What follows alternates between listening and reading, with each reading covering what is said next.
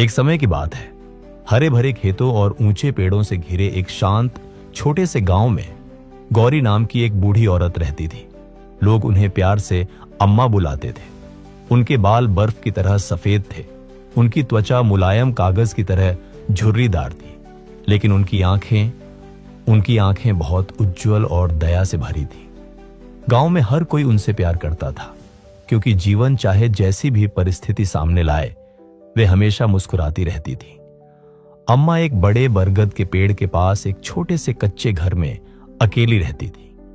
उनके पति का कई साल पहले निधन हो गया था और उनके कोई बच्चे नहीं थे। फिर भी उन्होंने कभी शिकायत नहीं की। हर सुबह वे अपने घर के सामने झाड़ू लगाती, कुछ पौधों को पानी देती और चाय के एक छोटे कप के साथ बरगद के पेड़ के नीचे बैठ जाती थी। गांव वाले अक्सर उनसे बात करने के लिए रुकते थे और किसी न किसी तरह वे हमेशा हल्का, शांत और अधिक आशान्वित महसूस करते हुए वहां से जाते थे। उस गांव में लोग बहुत मेहनत करते थे। आदमी सूर्योदय से सूर्यास्त तक खेतों में काम करते थे और औरतें पानी लाती, खाना बनाती और अपने बच्चों की देखभाल करती थी। लेकिन जीवन हमेशा आसान नहीं था। कुछ साल बारिश नहीं होती और फसलें सूख जाती। दूसरी बार लोग बीमार पड़ जाते या उनकी नौकरी छूट जाती। वहां की हवा अक्सर चिंता और उदासी से भारी रहती थी। एक दोपहर माधवी नाम की एक युवा महिला अम्मा से मिलने आई। उसकी आंखें उदास थीं, उसके कपड़े धूल भरे थे और जब उसने बोलना शुरू किया तो उसके हाथ कांप रहे थे। अम्मा, उसने धीरे से कहा, मुझे समझ नहीं आ रहा कि अब मैं क्या करूं। मेरे पति महीनों पहले काम की तलाश में शहर गए थे, लेकिन उन्होंने कोई पैसा नहीं भेजा है।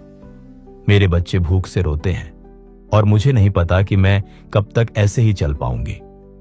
अम्मा ने चुपचाप सुना, फिर प्यार से कहा, बैठ जाओ मेरी बच्ची, मुझे बताओ तुम्हें क्या लगता है कि आगे क्या होगा। माधवी ने अपने आंसू पोंछे और आह भरते हुए कहा, मैं यही सोचती रहती हूं कि कुछ बुरा होगा। शायद मेरे पति को काम नहीं मिला, शायद वह हमें भूल गए। मैं इन विचारों को रोक नहीं पा रही हूं, ये मुझे हर समय डराते हैं। अम्मा प्यार से मुस्कुराई। जानती हो माधवी, जब हम अपने दिमाग को बुरे विचारों से भर लेते हैं तो हम केवल खुद को ही और अधिक चोट पहुंचाते हैं, लेकिन जब हम उन्हें अच्छे विचारों से भरते हैं तो हमें ताकत मिलती है।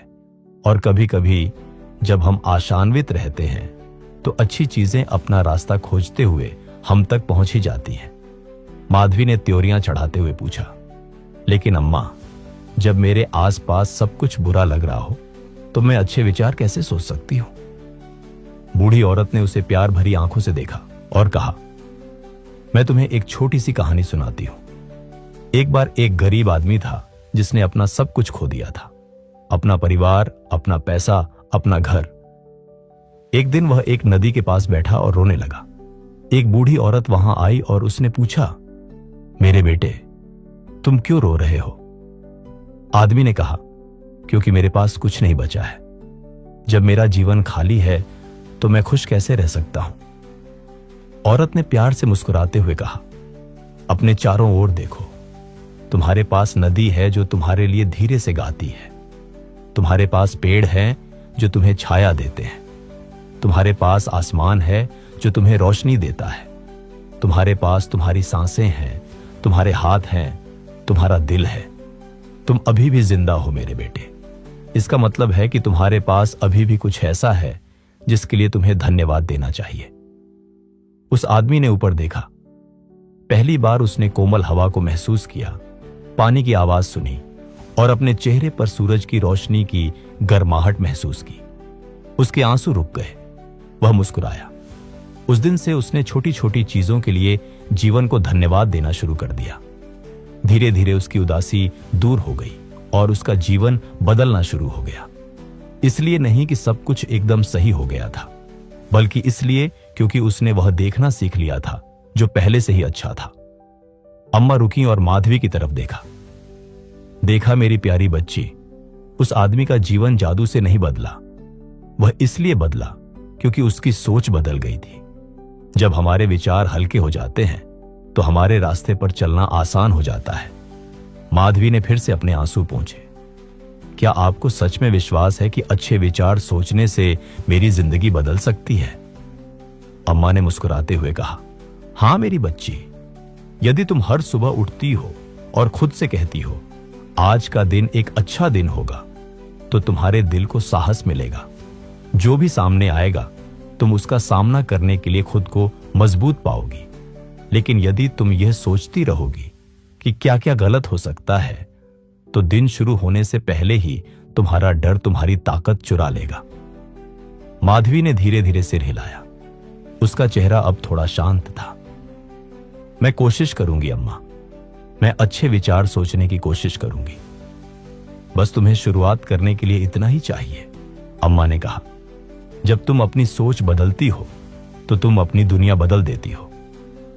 उस दिन के बाद से माधवी ने ठीक वैसा ही करना शुरू किया। हर सुबह वह अपनी आंखें खोलती और बोलती, आज का दिन एक अच्छा दिन होगा। उसने कड़ी मेहनत की, अपने बच्चों के लिए खाना बनाया और डर के बजाय विश्वास के साथ अपने पति का इंतजार किया। जब वह थक जाती थी तब भी वह खुद को अम्मा के शब्दों की याद दिलाती रहती थी। हफ्ते बीत गए। फिर एक सुबह जब वह बाजार से लौटी तो उसे एक पत्र मिला। वह उसके पति का था। अंततः उसे शहर में नौकरी मिल गई थी और वह घर पैसे भेज रहा था। माधवी का दिल खुशी से भर गया। वह एक ही समय पर हंसते और रोते हुए सीधे अम्मा के घर दौड़ी। अम्मा, आप सही थी, उसे काम मिल गया है, चीजें बेहतर हो रही हैं। अम्मा मुस्कुराई, उनकी आंखें चमक रही थी। देखा मेरी प्यारी, जब हम सकारात्मक सोचते हैं तो हम अच्छी चीजों के प्रवेश के लिए दरवाजा खोल देते हैं। जीवन हमेशा हमारी परीक्षा लेगा, लेकिन जब हम आशा के साथ इसका सामना करते हैं तो हम आधी लड़ाई वैसे ही जीत जाते हैं। अम्मा की समझदारी की चर्चा पूरे गांव में फैल गई। जल्द ही लोग आसपास से और दूर दूर से उनसे बात करने आने लगे। जब भी कोई अपनी समस्याओं के बारे में शिकायत करता तो वह एक ही बात कहती, अच्छे विचार सोचो और अच्छा ही होगा। धीरे धीरे पूरा गांव बदलने लगा। लोग अधिक मुस्कुराते थे, अधिक विश्वास के साथ काम करते थे और एक दूसरे की मदद करते थे। यहां तक कि कठिन दिनों में भी उन्हें अम्मा के शब्द याद आते थे, यदि तुम हल्का सोचोगे तो हल्का जीवन जियोगे। और इस तरह अम्मा गांव का दिल बन गई।